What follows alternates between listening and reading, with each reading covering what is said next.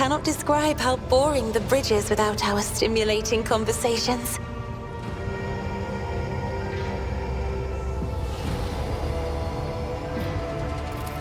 I am a part of House Orselio, an ancient dynasty of the Navis nobility. Since time immemorial, our family has served to advance knowledge, pushing at the boundaries of the dark unknown. The Starway Atlas contains 2,843 routes that chart the sectors of the Segmentum Obscurus and reach all the way from the Coronis Expanse to Holy Terra.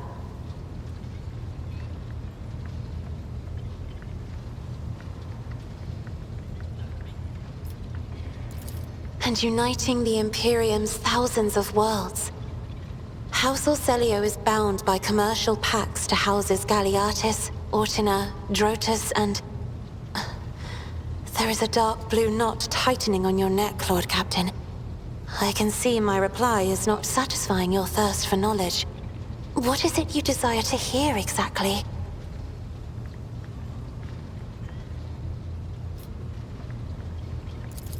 You wish to know about me? I suppose I can help you with that. What would you like to know?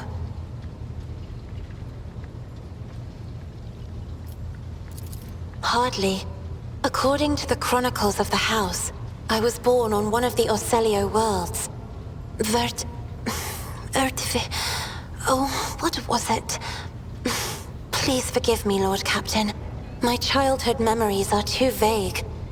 Sometimes I dream about the colorful birds that built their nests in the garden, or the servants dressed in purple livery, or the blue fog that rolled over the lowlands behind the palace. But everything is covered in a rosy haze. Perhaps it is my imagination, not my memory, that is painting these pictures.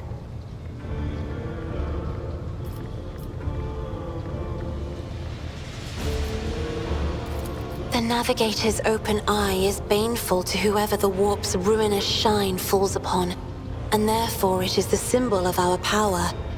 We are the guiding stars of humanity, found worthy of an uncommon gift, and one of the duties that we bear is to guard our eye, even from wayward glances that may bear evil. Besides, I am aware that lesser servants of the Imperium may find our appearance repulsive. The Navigator gene twists the features the rabble are used to seeing, and the magnificence of our role cannot be grasped by their feeble minds.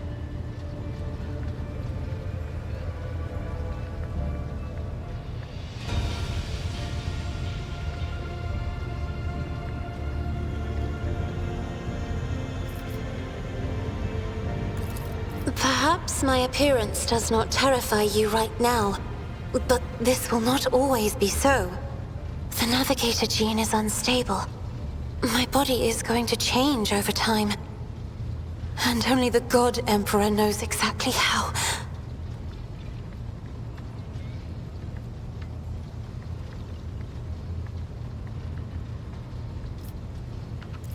My stay on the station was wholly dedicated to preparing me for my future duty. Astromancy, astrography, numerology, the histories of my house and the Imperium, as well as other disciplines. For many years, dozens of instructors tirelessly prepared me for my destiny. And once a year, Great Regent Alronto would come to the station. He would entrust his beautiful vessel to my command, so that I could master the practical aspects of our art as well.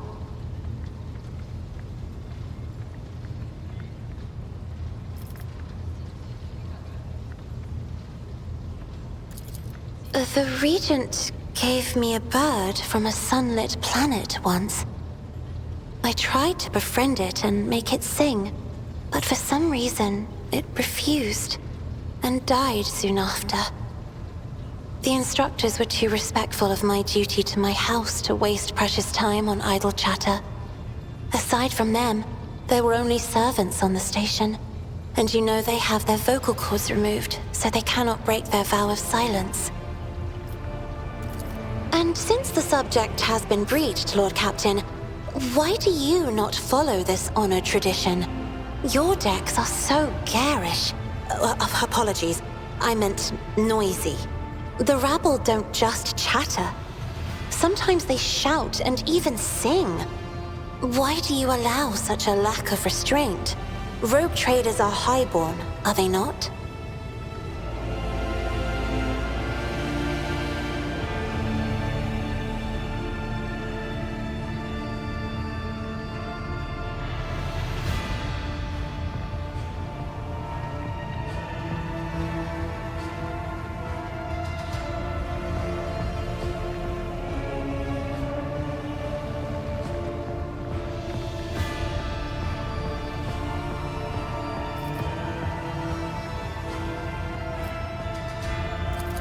Your words sound amazingly blasphemous. If a ruler's duty dictates the need for violence, would dispensing it not be their responsibility? I will contemplate your answer in solitude. It may be difficult to describe. You see, every navigator perceives the warp differently. My mentor, Great Regent Elronto, always described his travels through the Immaterium as a journey through a vast wood with countless paths. And I, assisting him in the first voyages, futilely tried to follow his example. But the wood would not reveal itself to me. But everything changed when I found my own key to this mystery. You see, I've always brightened up my rare moments of leisure time by painting. You may recall there was a workshop in my chambers. As soon as I imagined the warp as a blank canvas, an indescribable feeling came over me. I moved the brush, going deeper and deeper into my own painting. Visions were hidden within the vibrant colors of my palette, and something inside me knew which should be brought out and which should be left behind. I woke up several days later, after the voyage was safely complete.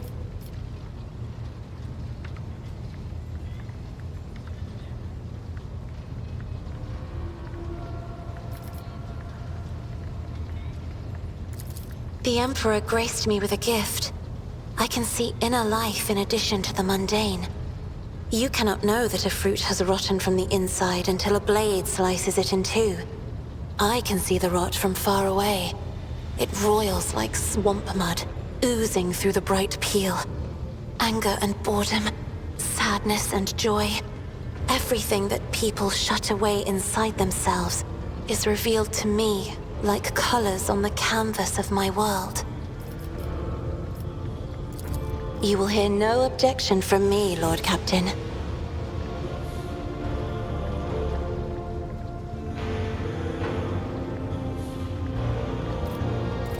As the only voice of our family on this vessel, it is an honor. As long as your questions are courteous, I will answer every one of them. Oh, yes. The navigators of the house came to the Coronis Expanse fairly recently, a mere 208 years ago. Before that, our ancestors expanded the borders of humankind's dominion for the glory of the Emperor, blazing trails to different corners of the galaxy. Just as a rogue trader stands at the head of a protectorate, a Novator heads a navigator house. It is the Novator who decides where to look for alliances and which path their bloodline is destined to tread. As for our house, the transfer of power to a successor is currently underway. In the meantime, Great Regent Elronto Orselio is ensuring the stability of the house.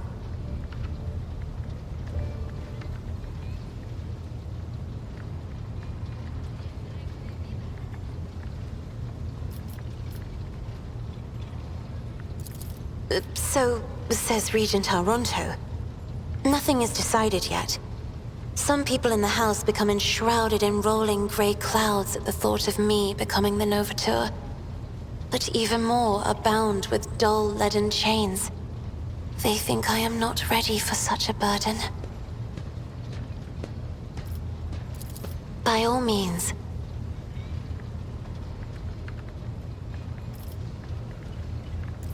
Sister Argenta shines like a guiding star, inspiring resolve in those around her, seemingly inexplicably. However, I see a dark and ugly fog billow behind her, contrasting sharply with her shining light. It burdens the Sister of Battle. It drags her down. Yet Argenta herself is hardly aware of it. Seneschal Viserion is among the few whose colors are a pleasure to look at. Whenever the Seneschal speaks, heavenly crystal clarity spreads around him. And whenever he is angered, dark blue clouds condense over him. And in his rare moments of joy, a pure gleam of sunset pink caresses the souls of those near him. Out of your entire retinue, Lord Captain, he is the only one I would trust with my life. Idira's emotions are like a maelstrom, bright, unbridled, enveloping her form like a wondrous kaleidoscope of colors. And as dangerous as a twisting warp storm. The riot of colors hides the truth from my eyes. What exactly is driving this woman? Is it her own will, or is it the Immaterium, Lord Captain? I have enjoyed your company. Thank you for the conversation.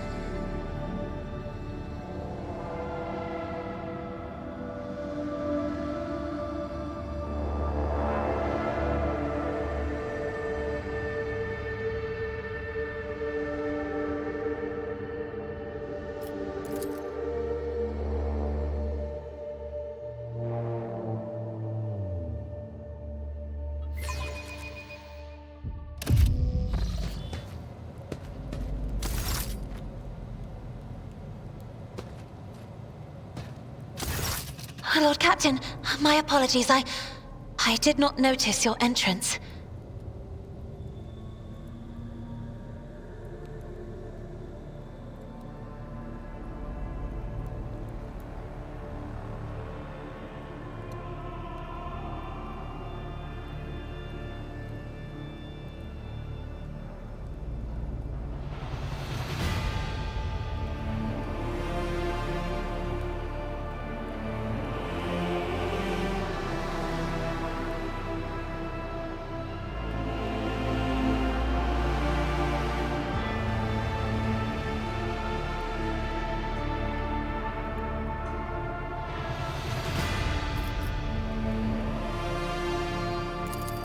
Compared to Urak 5, your ship is a boundless world of unfamiliar hues. And yet, the abundance of bright colors can at times be wearisome on the eyes.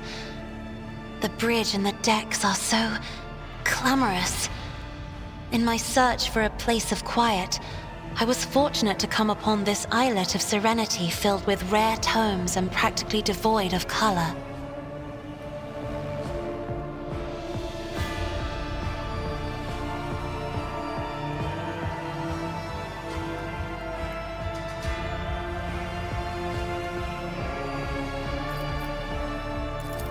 One should not underestimate the navigators of House Orselio, Lord Captain. Like a shawl of pale smoke, a faint malaise hangs upon my shoulders, but it will not be the slightest hindrance to my duty to humanity, and my duty to you.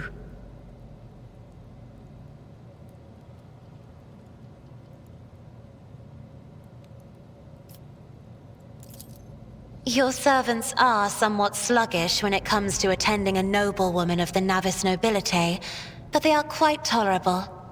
Thank you for your concern.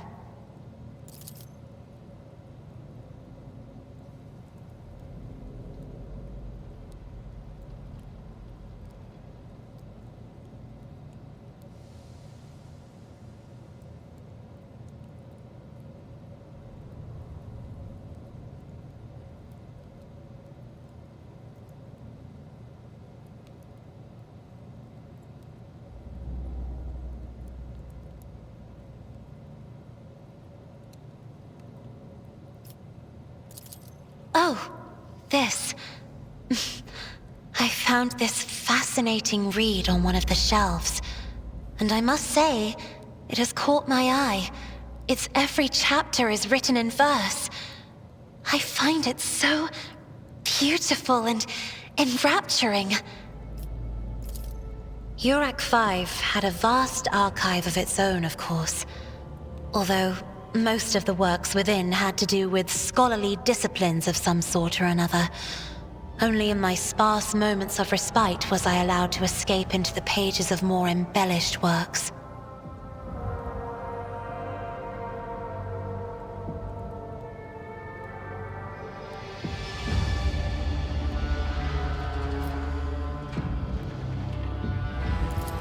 There are people on this ship who are far more impulsive and dangerous to others, and far less devoted to the God Emperor than a herald of the Navis nobility. But I did not need your words to see the shades of umber unease that whirl around your subjects whenever I am near. Were I not acquainted with such a reaction, I could have found their behavior and your question just now insulting. Lord Captain, would you kindly explain to me why you are pestering me with these questions? Inquiring about my mood and my needs, showing an interest in the books I am enjoying? You are behaving as if you possessed a shred of fellow feeling for one such as I. I beg your pardon, Lord Captain. That was no way for a navigator to conduct herself.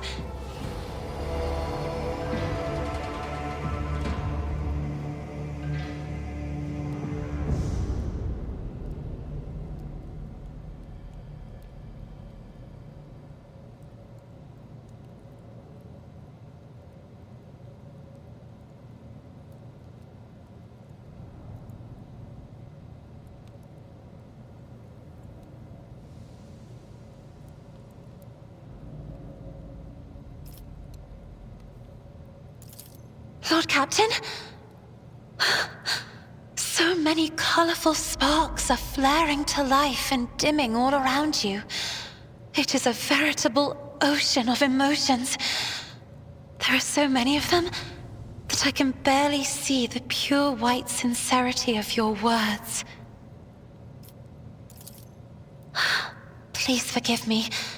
I cannot even understand myself right now. Your words and attention have reminded me of life on the station, of Theobald and Felek. I do not understand. They were merely the keepers of Urak 5. So why do memories of those two make me feel a strange heaviness here? At the same time, I find myself overwhelmed with new excitement and anticipation. At last, I have set foot outside my familiar walls and into a world that I have only seen before in the pages of books. Your ship alone is a treasure trove of remarkable artifacts and curiosities. And just imagine the things that await beyond, but my delight must seem childish to you, surely. In your heart, you must be finding all this quite amusing.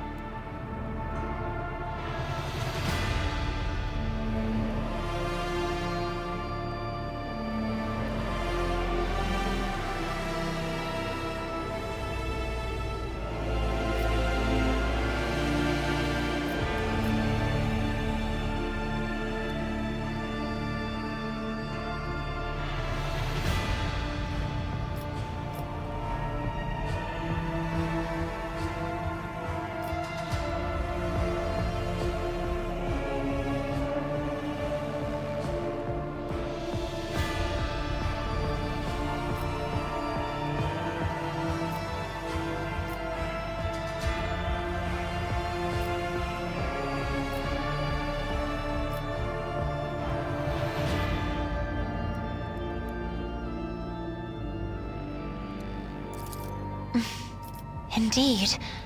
I did not know. That is to say, I could not have known, as it is the first time we are speaking in a circumstance so private. My word, when I found this place, it was so full of officers. Why did they all leave?